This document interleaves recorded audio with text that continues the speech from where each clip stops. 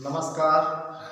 हमारे YouTube channel पर आपका सबका बहुत बहुत स्वागत है। मैं धीरज सिंह।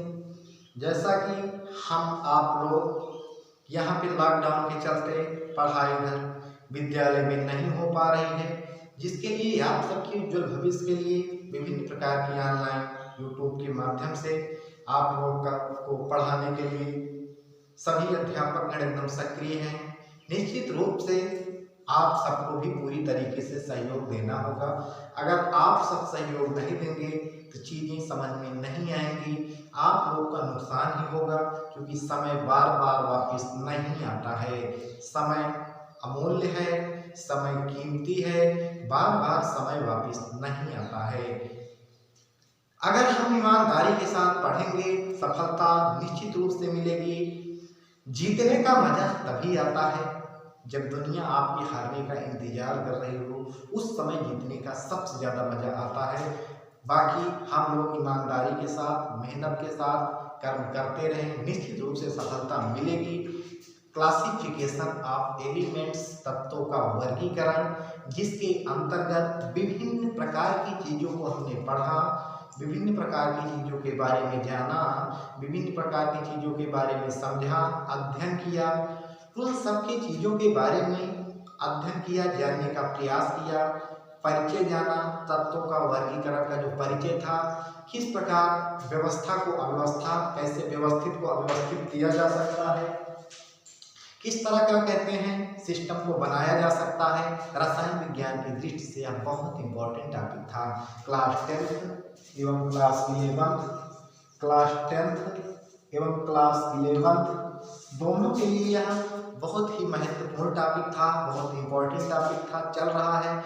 परिचय के बाद हमने ढाबे-राइनर का त्रिक नियम पढ़ा। इस त्रिक नियम में बहुत ज़्यादा सफलता तो नहीं मिली, जैसा कि हम लोगों ने जाना समझा। उसके बाद उससे कुछ सीख लिए। न्यूलैंड्स का अष्टक नियम पढ़ा। अष्टक नियम जब तक पढ़े थे, न्यूलैंड के समय में, जर्मन वैज्ञानिक न्यूलैंड के समय में 56 तत्व खोजे जा चुके थे। उस समय 56 तत्वों की खोज हो चुकी थी। 56 तत्वों की खोज हो चुकी थी। उसके बाद विभिन्न प्रकार के अन्य रसायन शास्त्री और आए, रसायन विज्ञान के विभिन्न वैज्ञानिक और आए, तत्वों के बारे में अध्ययन करने का प्रयास किया, इस नियम को गलत साबित करने का प्रयास किया। कुछ लोगों ने अपने तरीके से प्रयोग भी किए। सन 1859 से 1895 के बीच लोथेरमायर नामक एक रसायन शास्त्री थे, जिन्होंने क्या कहते हैं विभिन्न प्रकार के भी अपने प्रयोग किए, लेकिन उन सब की कोई चर्चा हुई नहीं। ध्यान दीजिए, सफल वही होता है जो अपने प्रयोग को सिद्ध कर ले, समाज के सामने प्रस्तुत कर ले, अपने आप को सिद्ध कर ले, वही होती है सबसे बड़ी सफलता। तो इन सब का कहीं पे नाम हुआ नहीं, कहीं इन सब को कोई चर्चा नहीं हुई, इसलिए इन सबको दरकिनार कर दिया गया। जो लोथेरमायर नामक रसायन शास्त्री थे, इन सबको ऐसे विभिन्न प्रकार के और आए वैज्ञानिक जो प्रयोग किए, जिनके बारे में जानने का प्रयास किया गया, सफलता नहीं मिली। आइए हम पढ़ते हैं जो सफल वैज्ञानिक थे, सिलेबस में भी है। मेंडेलीफ, जॉन मेंडेलीफ, सन 1834 8 फरवरी, साइबेरिया, रूस, जहां इनका जन्म हुआ था। रूस के महान रसायन शास्त्री जॉन मेंडेलीफ 8 फरवरी सन 1834 ईस्वी को साइबेरिया में जन्मे, जिनके मात्र 13 वर्ष की अवस्था में ही इनकी माता का निधन हो गया था। चीज़ें, उनके पिता का निधन हो गया था, सॉरी, माता जीवित थी। चीज़ें आसान थी नहीं, संभलना आसान था नहीं। कैसे कैसे इन्होंने विभिन्न आगे बढ़ते गए, कदम बढ़ाते गए, रसायन विज्ञान के क्षेत्र में ऐसी सफलता पाई, उम्मीद नहीं थी। इन्होंने जो जितने भी सारे प्रयोग किए, उन सारे प्रयोगों का श्रेय अपने माता जी को समर्पित किया, अर्थात जितने भी प्रयोग किए थे, सारे प्रयोग का श्रेय अपनी माता जी को दिया। आइए जानते हैं मेंडेलीफ आवर्त सारणी के बारे में, समझते हैं, जानते हैं, जानने का प्रयास करते हैं। परीक्षा की दृष्टि से बहुत ही महत्वपूर्ण है मेंडेलीफ की आवर्त सारणी। मेंडेलीफ की आवर्त सारणी मेंडेलीव की आवर्त सारणी, मेंडेलीव की आवर्त सारणी के बारे में जानते हैं। जैसा कि मैंने बताया, सन 1869 ईस्वी में महज 35 वर्ष की उम्र में, ध्यान दीजिए, 35 वर्ष की उम्र में ऐसी ख्याति प्राप्त की सन 1869 ईस्वी में, सन 1869 ईस्वी में ये भी अव्यवस्थित को व्यवस्थित करना चाहते थे। जो तत्व अव्यवस्थित थे उसको व्यवस्थित करना चाहते थे, एक व्यवस्था में लाना चाहते थे, जिसके बारे में प्रयोग करना चाहते थे। उन सब तत्वों के बारे में जानने का प्रयास किया। सन 1869 ईस्वी में रूस के, ऐसे परीक्षाओं में लिखा जाता है, रूस के महान रसायन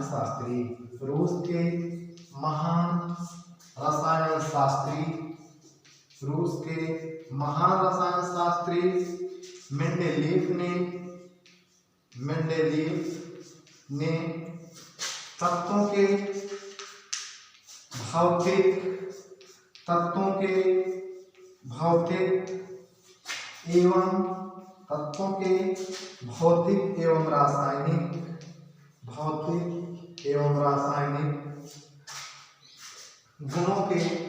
भौतिक एवं रासायनिक गुणों के यहाँ अलग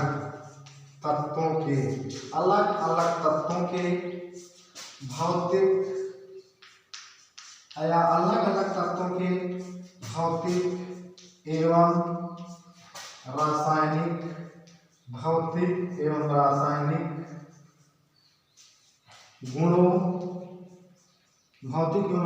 गुणों के अध्ययन के लिए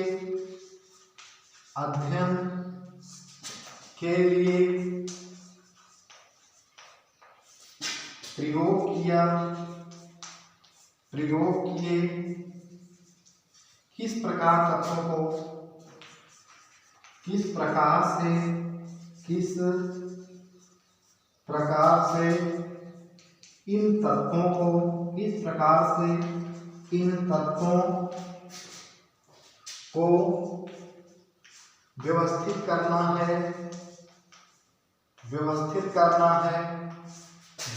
करना है, किस माध्यम की आवश्यकता पड़ेगी, किस माध्यम की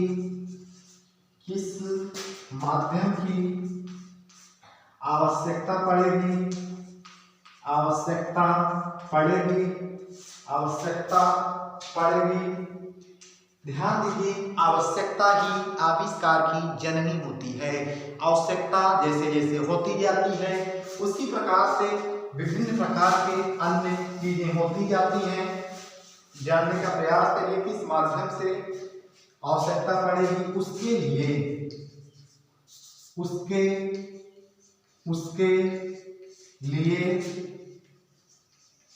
इन्होंने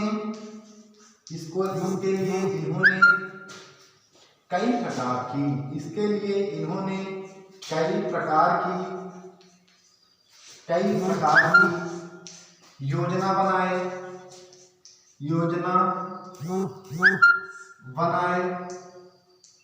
उस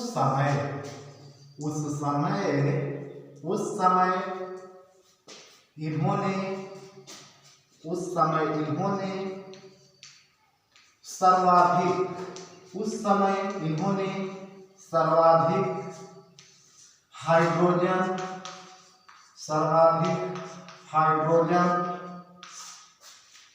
एवं ऑक्सीजन को ही महत्व दिया। हाइड्रोजन एवं ऑक्सीजन को ही सर्वाधिक महत्व दिया। कारण क्या था? आवश्यकता ही जैसे जैसे बढ़ती गई उस तरह से विभिन्न प्रकार से व्याख्या करते गए। हाइड्रोजन एवं ऑक्सीजन को सर्वाधिक महत्वपूर्ण इसलिए क्योंकि इन्होंने माना कि सबसे सक्रिय तत्व जो होता है हाइड्रोजन एवं ऑक्सीजन होता है। अब ध्यान दीजिए, इसको हम मिटा दे रहे हैं। उम्मीद है आप लोग लिख लिए होंगे, ऊपर वाला लिखा रहेगा, नीचे वाला इसको मिटा दे रहे हैं। देखिए इनके समय में ध्यान दो, इनके समय में कुल 63 तत्व की खोज हुई थी। इनके समय में कुल 63 तत्व की खोज हुई थी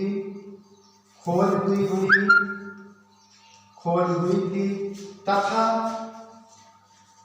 इन्होंने सभी 63 तत्वों के अलग अलग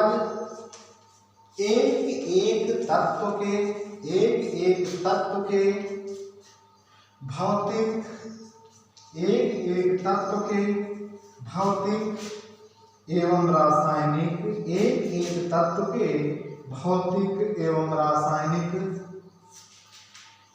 गुणों की व्याख्या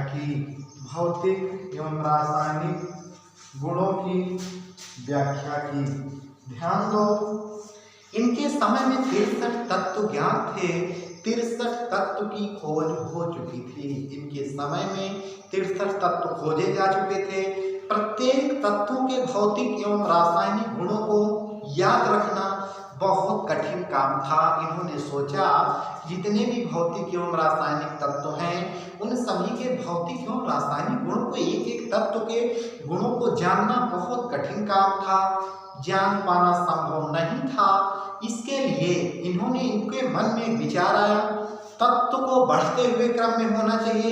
इन्होंने तत्वों को बढ़ते हुए क्रम में रखा, अर्थात सबसे पहले इन्होंने क्या किया, सबसे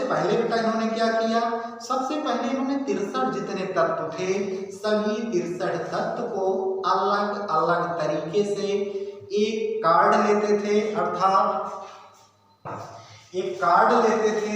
कार्ड का मतलब किसी कार्ड पे 63 तरीके थे, अर्थात हमको दिखा रहे हैं आप लोग को, इसी तरीके से कार्ड लेते थे। ऐसे एक कार्ड होता था, इसी तरह एक कार्ड होता था, इस पे इसके रासायनिक भौतिक एवं रासायनिक गुणों को इस पे लिखते थे, इस पे इसके भौतिक एवं रासायनिक गुणों को लिखते थे और इस पे भी इसके भौतिक एवं रासायनिक गुणों को लिखते थे। इन सबके भौतिक एवं रासायनिक गुणों को लिख के एक अलग अलग तरीके से टांग देते थे। ध्यान दीजिए, एक क्रम से दूसरे क्रम में जानने के लिए, एक व्यवस्था को दूसरी व्यवस्था के बारे में जानने के लिए ये चीजें बहुत जरूरी थी, ये चीजें बहुत महत्वपूर्ण थी। इसके बारे में समझना, इसके बारे में जानना बहुत महत्वपूर्ण था, उस समय बहुत जरूरी था, क्योंकि रसायन विज्ञान की दृष्टि से यह बहुत इंपॉर्टेंट था। रसायन विज्ञान की भाषा ही पूरी तरीके से बदल गई। कारण क्या था कि इस तरह से ऐसे प्रयोग होते गए, एक एक तरीके से एक 63 तत्वों के रासायनिक एवं भौतिक गुणों को लिखा और टांग दिया। अब उन्होंने देखा कि जिस तत्व के गुण समान है, समान का मतलब जिनके समान है भौतिक एवं रासायनिक गुण, ये नहीं फर्क पड़ता है, ये फर्क नहीं पड़ता है कि इनकी जो द्रव्यमान कम है कि ज्यादा है। इन्होंने ऐसा नहीं सोचा।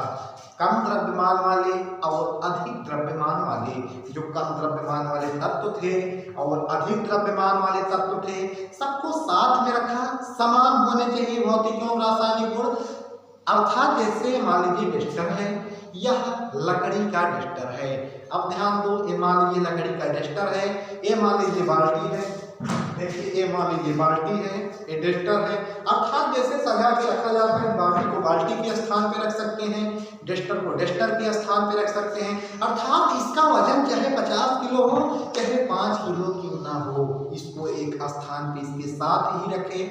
ध्यान दीजिए, समान प्रकार के तत्वों को अलग नहीं किए। इसी प्रकार से अगर हम अपने मानव जीवन में उतारें, कभी भी किसी व्यक्ति को व्यक्ति ही माने, भेदभाव नहीं करना चाहिए। व्यक्ति का जानवर को जानवर की श्रेणी में रखा जाता है, व्यक्ति को व्यक्ति की श्रेणी में रखा जाता है। कहीं भी निमंत्रण होता है कि जानवर को आदमी को सबको साथ खाना खिलाया जाता है, सबको साथ बैठाया जाता है? नहीं, साथ नहीं कराया जाता। कुछ एक सिस्टम होता है, अर्थात एक अलग उनको अलग एक व्यवस्था में बनाया जाता है, उस व्यवस्था के बारे में बताया जाता है। यही था भौतिक और रासायनिक गुणों को जानते हुए क्रम में रखा। अब हम आवर्त में बांट दिया। आवर्त का मतलब खानों में बांट दिया, वर्ग में, कुल मिला के ऊर्ध्वाधर एवं क्षैतिज खानों में, ऊर्ध्व खानों में बांट दिया। सीधी लाइन, ये वाली लाइन, क्षैतिज, ऊर्ध्वाधर, अलग अलग तरीके से बांट दिया। तत्वों को क्या कहते हैं, इसे व्यवस्थित करते चले गए। यहाँ पे तत्वों को रखा, उसके बाद इस श्रेणी में, इस खाने में तत्वों को ऐसे व्यवस्थित किया। ध्यान देने वाली बात ये थी कि बीच बीच में स्थान छोड़ दिया। कारण क्या था? प्राकृतिक तत्व थे, 63 तत्व जितने खोजे गए थे, ये सारे तत्व प्राकृतिक थे, अर्थात प्रकृति में पहले से ही मौजूद थे, कृत्रिम तरीके से बनाए गए थे, व्यवस्थित किए गए थे। इनके बारे में जैसे सिस्टम से व्यवस्थित करना चाहिए था, उस सिस्टम से इन्होंने व्यवस्थित किया, अर्थात एक क्रम में 63 तत्वों को रखा और खाली स्थान इसलिए छोड़ दिया कि भविष्य में क्या कहते हैं, होने वाले विभिन्न प्रकार की अव्यवस्थाएं, जैसे तत्वों की मान लीजिए खोज हुई, तत्वों के बारे में आखिरी तत्वों की व्याख्या नहीं कर सके थे, या जितने भी आखिरी तत्व थे उसके बारे में नहीं व्याख्या कर सके थे। लेकिन जितने भी ज्ञात 63 तत्व थे, सबके लिए क्या कहते हैं, सबके लिए सबको व्यवस्थित किया। भौतिक एवं रासायनिक गुण उनके समान थे, एक क्रम में रखा, अर्थात जिनके भौतिक एवं रासायनिक गुण समान थे उसको एक क्रम में इस तरह व्यवस्थित किया भैया, अर्थात समान प्रकार के तत्व, खाली स्थान कहीं कहीं छोड़े, था भविष्य के लिए भी ज्ञात तत्वों के बारे में पता लगाया जा सके, उसके बारे में जाना जा सके, उसके बारे में समझा जा सके किस प्रकार से व्यवस्थाएं होती हैं। ध्यान देने वाली बात यह है कि सबसे बड़ी महत्वपूर्ण चीजें ये हैं कि इन्होंने इस तरह व्यवस्थित किया, इस तरह तत्वों के बारे में बताया, आवर्तों के बारे में बताया, उसके फलन के बारे में बताया, इसीलिए इसे आवर्ती फलन का नियम भी कहा जाता है, जिसको व्यवस्थित किए थे। सबसे ज्यादा महत्वपूर्ण चीजें ये है कि कमियां भी रही, लगभग 80 से 85% कामयाब रहा। कोई व्यक्ति पूर्ण नहीं होता है। ध्यान देने वाली बात यह है कि कोई भी व्यक्ति पूर्ण नहीं होता है। सभी व्यक्ति क्या कहते हैं, कुछ ना कुछ कमियां रह जाती हैं। मानव त्रुटियों में यदि सीख मिले तो त्रुटियां हो जाती वरदान। मानव सदा अपूर्ण रहा है, पूर्ण रूप होते भगवान। इंसान पूर्ण नहीं होता है, कुछ ना कुछ त्रुटियां होती हैं, लेकिन ये बहुत बड़ा लक्ष्य था, बहुत बड़ी सफलता थी जो प्राप्त हुई थी रसायन विज्ञान की दृष्टि से। आवर्त सारणी का इतना महत्वपूर्ण रोल है जिसको बताना भी असंभव है, जिसकी